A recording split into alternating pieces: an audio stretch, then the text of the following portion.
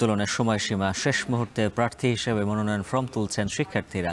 প্রথম বর্ষের শিক্ষার্থীদের ভোটার তালিকায় এরই মধ্যে অন্তর্ভুক্ত করা হয়েছে। বিস্তারিত জানাতে রাজশাহী বিশ্ববিদ্যালয় থেকে যুক্ত আছেন মারুফ হাসান। মারুফ, জানাবেন রাকসু নির্বাচনকে কেন্দ্র করে শেষ মুহূর্তে প্রার্থীদের মাঝে নির্বাচনী আমেজ কেমন দেখছেন?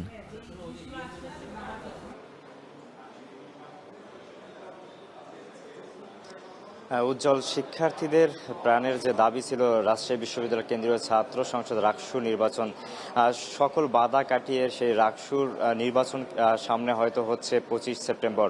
আমরা আজকে সকাল থেকে ক্যাম্পাসে বিভিন্ন জায়গায় ঘুরে দেখেছি যে শিক্ষার্থীদের মধ্যে রাকসুকে কেন্দ্র করে যে উচ্ছ্বাস, যে উৎসব, সেটি কিন্তু দেখার মতো ছিল।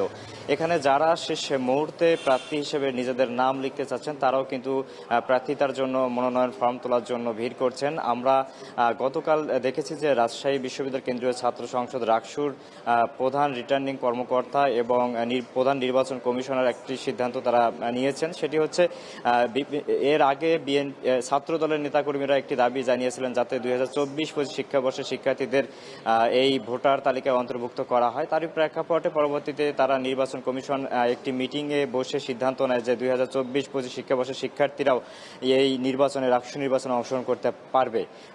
পরপরই আমরা দেখতে পাচ্ছি যে এখানে প্রথম বর্ষের শিক্ষার্থীদের মধ্যে উৎসব মুখর একটা অবস্থা চলছে। তারা কিন্তু আগ্রহের সহিত এখানে মনোনয়ন ফর্ম উত্তোলন করার জন্য আসছেন এবং ইতিমধ্যে আমরা জানতে পেরেছি যে একজন প্রথম বর্ষের শিক্ষার্থী যে কিনা ভিপি পদে লড়াই করবে এমনটাও কিন্তু আমরা জানতে পেরেছি। হয়তো কিছুক্ষণের মধ্যেই নির্বাচনের জন্য তাদের প্রথমত যে মনোনয়ন ফর্ম উত্তোলনের সেই কার্যক্রম শুরু হবে, কারণ প্রথমে তাদেরকে ব্যাংকে টাকা দিয়ে ব্যাংক ড্রাফট করতে হয়। পরবর্তীতে সেই প্রেস স্লিপ কিন্তু এখানে রাকসুর যে কোষাধ্যক্ষের কার্যালয় আছে সেখানে এসে জমা দিয়ে পরবর্তীতে তাদের যে এখানে কার্যক্রম সেগুলো সম্পূর্ণ করে মনোনয়ন ফর্মটি নিতে হয়। আর এখানে আমি একটু তথ্য আপনাকে জানিয়ে রাখি যে আগামী কাল থেকে 4 থেকে 7 সেপ্টেম্বর পর্যন্ত চলবে আপনার মনোনয়ন ফর্ম যে দাখিলের সেই সময়সীমা, এবং আজ থেকে কিন্তু শেষ হচ্ছে মনোনয়ন ফর্ম উত্তোলনের সময়সীমা। এবং এখানে নির্বাচন কমিশনার স্পষ্টভাবে বলে দিয়েছেন যে আগামী 25 সেপ্টেম্বরই হবে নির্বাচন, এখানে পিছানোর কোনো সুযোগ নেই। উজ্জ্বল, রাজশাহী বিশ্ববিদ্যালয়ের যে রাকসু নির্বাচন তার এই ছিল সবশেষ তথ্য আমার কাছে। এবার জানবো ডাকসু নির্বাচনের খবর। সহকর্মী জাওয়াদ মাহমুদ যুক্ত আছেন আমাদের সঙ্গে। জাওয়াদ, ক্যাম্পাসে নির্বাচনী প্রচারণা কেমন দেখছেন? আর প্রার্থীরা তো একে অপরের বিরুদ্ধে পাল্টাপাল্টি অভিযোগ করছেন, এই বিষয়টি ভোটাররা কিভাবে দেখছেন?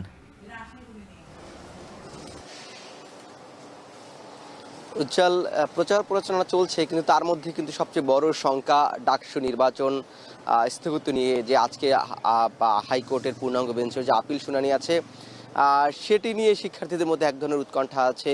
ও 9 তারিখ ভোট হওয়ার কথা রয়েছে, শিক্ষার্থীরা তাদের পূর্ণ প্রস্তুতি নিয়েছেন।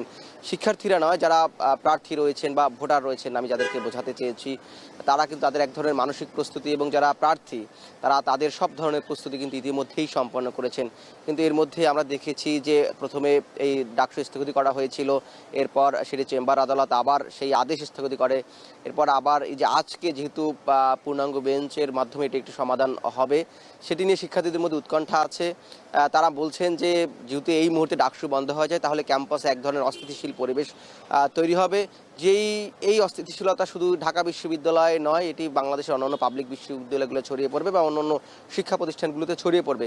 এই আশঙ্কা এখানে যারা শিক্ষার্থী রয়েছে তারা বলছেন, এবং তারা বলছেন 5 আগস্টের পরে কিন্তু একটি গণতান্ত্রিক যে পরিবেশ এই বিশ্ববিদ্যালয় ক্যাম্পাসে সেটি বিরাজ করছে। সবগুলো রাজনৈতিক দল মত তারা তাদের যে স্বাভাবিক কার্যক্রম সেটি পরিচালনা করছে। এর মধ্যে যদি ডাকসুটা বন্ধ হয়ে যায় তাহলে আবার সেই ক্যাম্পাস অস্থিতিশীল হয়ে উঠবে, সেই শঙ্কা তারা করছেন।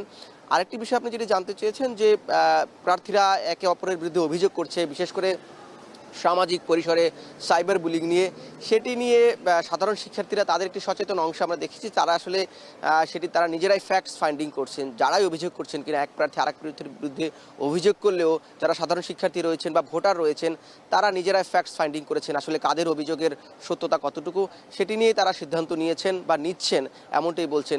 এবং এই যে অভিযোগ, পাল্টা অভিযোগ, সেটি নিয়েও কিন্তু ভোটের মাঠে এক ধরনের প্রভাব পড়বে, কারণ শিক্ষার্থীরা এটি বলছেন যে কেউ যদি মিথ্যা অভিযোগ করে বা কারো যদি অভিযোগের সত্যতা থাকে সেটি তারা বিবেচনায় নিচ্ছেন, এবং কেউ যদি মিথ্যা অভিযোগ করে সেটিও তাদেরকে, এই যে তারা মিথ্যা অভিযোগ করছে কারো কারো বিরুদ্ধে, সেটি নিয়েও তারা আসলে ভাবছেন।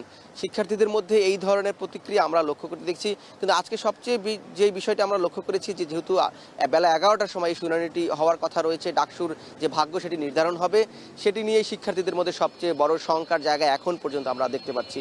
ঢাকা বিশ্ববিদ্যালয় থেকে এই ছিল ডাকসুর সবশেষ। জাওয়াদ মাহমুদ জানাচ্ছিলেন ডাকসু নির্বাচনের সবশেষ খবর।